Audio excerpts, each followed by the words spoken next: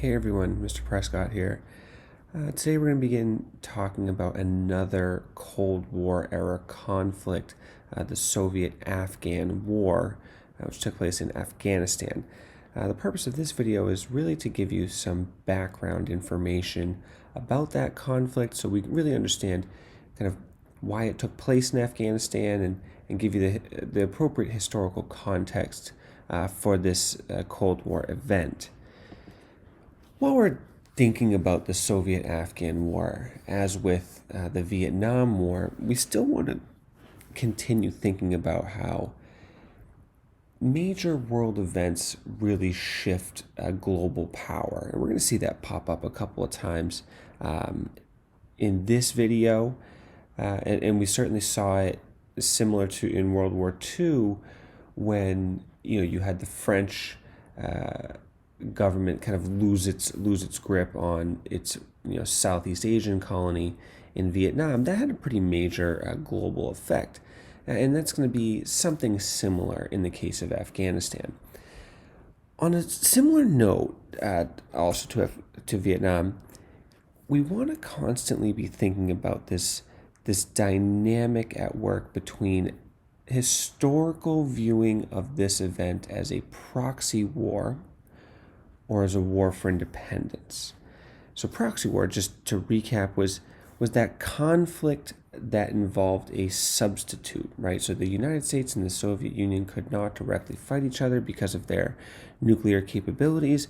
So instead they fought conflicts of influence around the world against substitutes for their true rival. So in the case of Vietnam, the United States were fighting North Vietnamese forces, but that was really a stand-in for their larger fight against the Soviet Union. At the same time, we can't always focus on it from the perspective of the superpowers because, as we saw in Vietnam, there was a true and legitimate war for independence from the Vietnamese people that really didn't have much to do with the rivalry between the Soviet Union and the United States. It was about the people of Vietnam trying to gain their own, self-determination and have an autonomous country. That's going to, again, be at play in Afghanistan, right? You're going to have the Soviet Union fighting against Afghan forces as really a stand-in for their fight against the United States. But at the same time, we cannot disregard the fact that many of the Afghan people who were fighting did not really care much for the Soviet Union nor the United States, and they cared very deeply about their own personal causes and their religious beliefs, as we'll get into later. So we have to keep that in mind. For this particular video, we're going to be focusing a lot on geography, and really the important geographic features of Afghanistan. And hopefully by the end of this, you'll be able to have some historical context that led to the actual invasion of Soviet armed forces into Afghanistan in 1979. So if you can point out the important geographic features of Afghanistan and describe the historical context of the invasion, I think we'll be in really good shape after this video. Okay, so here, is a really, important map, I think, for many Americans because the United States has actually been at war in Afghanistan for, coming up on 2 decades now. And I think most Americans probably could not accurately find Afghanistan on a map, which is very unfortunate. So this conflict that we're going to be discussing, though it was in the Cold War, does still have very, very relevant use for today's political and geographic discussion. So if we look at Afghanistan, I first want to look at the shape of the country, which I think tells a lot about the history of the country and really the dynamics at play here. So for the most part, Afghanistan is this compact shape, right? Kind of an ovalish shape here. But it has this protrusion. This, in a geographic sense, is called a protruded country, a protruded state. This protrusion right here, may seem insignificant to the outsider, and it's pretty mountainous and not a lot of people live here. But the fact that this is a part of the country at all is very significant for the history of Afghanistan. It's going to be really significant for our discussion of the Cold War conflict as well. So we're going to come back to this. Well, first now I want to take a look at the very important aspect of Afghanistan, which is its geography. And I think that could be said about any country in the world. But with regard to Afghanistan, you see here in kind of the southwestern portion, it's fairly flat. Okay, these plains.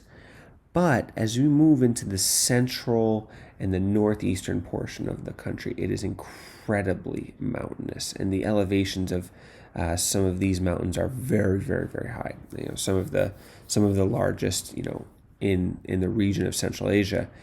And this, again, is going to be incredibly significant for the dynamics at work. It's a very mountainous, very rugged, very harsh terrain in Afghanistan. And so I think, Afghanistan gets a lot of negative publicity for the ongoing conflict and a lot of low human development index. There's a lot of tragedy in Afghanistan, but if you look at the terrain, it is a very, very beautiful country. But you can see here, this is certainly a difficult terrain if you were an invading army. And I think this is interesting because if we were to go back 2,000 years, Alexander the Great, when his army, his Macedonian and Greek armies were invading across Central Asia, they briefly tried to conquer Afghanistan. And he had said of that region, it wasn't called Afghanistan at the time, but he had said of that region that it's easy to march into but hard to march out of. Meaning that they faced intense tribal conflict from many, many different groups in that area. And sure, they could march in there, but then controlling the area, conquering it was incredibly difficult. And he found it so hard that they eventually had to kind of leave without any sort of victory.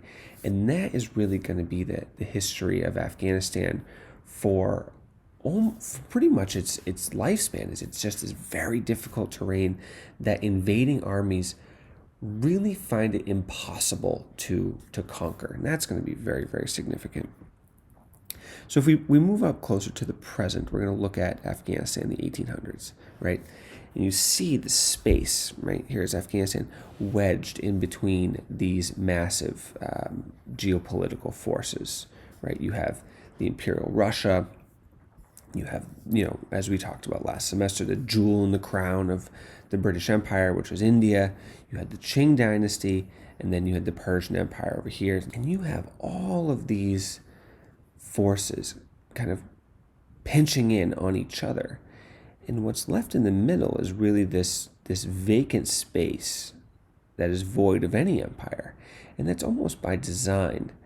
And what you have is Afghanistan is stuck, right, in between Imperial Russia, right, on one hand, and the voracious British Empire on the other. And they're kind of stuck in the middle. This at the time was referred to as the Great Game, which was this intense competition between Russia and Great Britain over this territory of Afghanistan. That they were always trying to nibble pieces of this. And what they end up doing as a solution to this problem,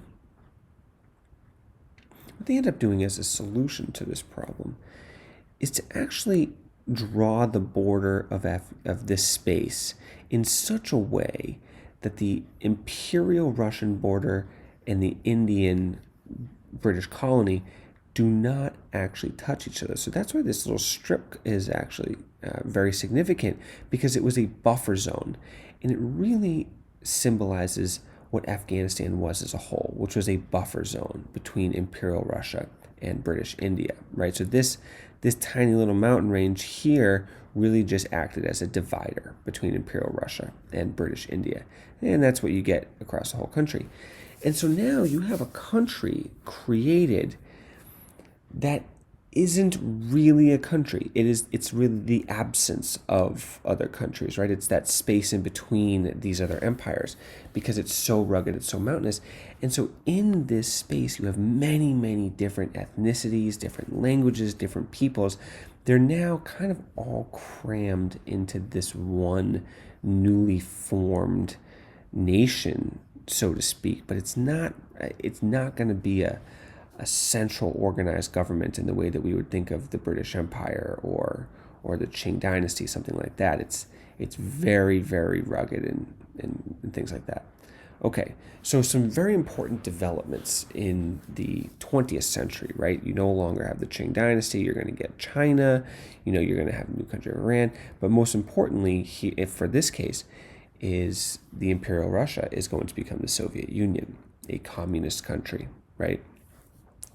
And the goal, as we have stated in previous videos and previous discussions, is the goal of the Soviet Union was really to influence the spreading of Soviet-style communism to other parts of the world, right? And see other communist states take form around the world, as we saw down here in Vietnam. But then there is another very, very important event that's going to happen with regard to India, and that is Indian independence. So after World War II, Britain is going to lose its control of India, right? Here's a picture of Mahatma Gandhi. He, along with millions of other Indians, are going to push out the British from India. And India is now going to be divided into India and the country of Pakistan. And so this area now is two different countries, right? It's Pakistan and it's going to be India. So now this has very significant effects for Afghanistan, right? Britain, which was this strong power in South Asia, is gone. And now India and Pakistan are figuring out how to form their own country. So they're very, very occupied down here. And now the Soviet Union, China is not very strong at this point. It's just been invaded by Japan. It's rebuilding. Iran is not a very powerful country yet. So now the Soviet Union is really left all by itself as the major power in this area. And they're free to move in on Afghanistan. So up until this point, up until 1978, Afghanistan had a king. Now again, he's not very powerful because it's very rugged. It's difficult to rule the entire country. But that king is going to now face pressure from communist influence from the north. And in 1978, you're going to have a coup d'etat, which is kind of an overthrow of the government. And communist forces are going to move into Afghanistan and they're going to overthrow the king. Well, this again is great for the Soviet Union in the short term, but it's very difficult for a new government to govern this territory. One, it's, again, as we've said, very rugged, very mountainous. There are many different ethnic groups. There are regions that are ruled by tribes. Most of the people here are devout Muslims. The Soviet Union was really a non-religious entity, so that's going to have some tension. So you have this communist government that is in charge, but it doesn't have really any support amongst the population, and it finds it incredibly difficult to rule this wild country. So you start to see people across Afghanistan really rising up against this new communist government that's in charge of their country. And this is incredibly difficult for the Soviet Union because they need to see their Soviet influence spreading around the world. So what you have is the Soviet Union really is in a position where they can't allow this new communist government to fail, right? It would be an international embarrassment. It would potentially sound the alarm that maybe communism can't take hold around the world. That's not going to be really good for the reputation of the Soviet Union. So they need to prop up this communist government. They need to keep it alive because if it fails, it's going to just be so devastating politically for the Soviet Union. So the Soviet Union decides to invade Afghanistan with their military. In December of 1979, they invade their troops into the country to support and prop up that government. What we can think about now is the United States is going to play a role, which we will get into later. And I want you to just think, how is the United States going to respond to this invasion by the Soviet Union, right? And meanwhile, think the United States did this exact same thing in South Vietnam, right? They invaded South Vietnam to prop up a friendly government and keep out the communist forces. It's the mirror image here in Afghanistan with the Soviet Union invading to prop up an unpopular government, and then the United States is going to play a role, which we'll get into later on. So, important geographic features of Afghanistan: very, very mountainous terrain, makes it very difficult to govern, a lot of different ethnic groups, they live in very remote regions, and really this historical context of the Soviet Union being the last major political force in Central Asia, trying to expand its influence, right, which leads to a communist government that the Soviet Union then has to go and prop up. So we will be getting more into this conflict later on throughout this week, but this is just kind of the background information. So thank you very much.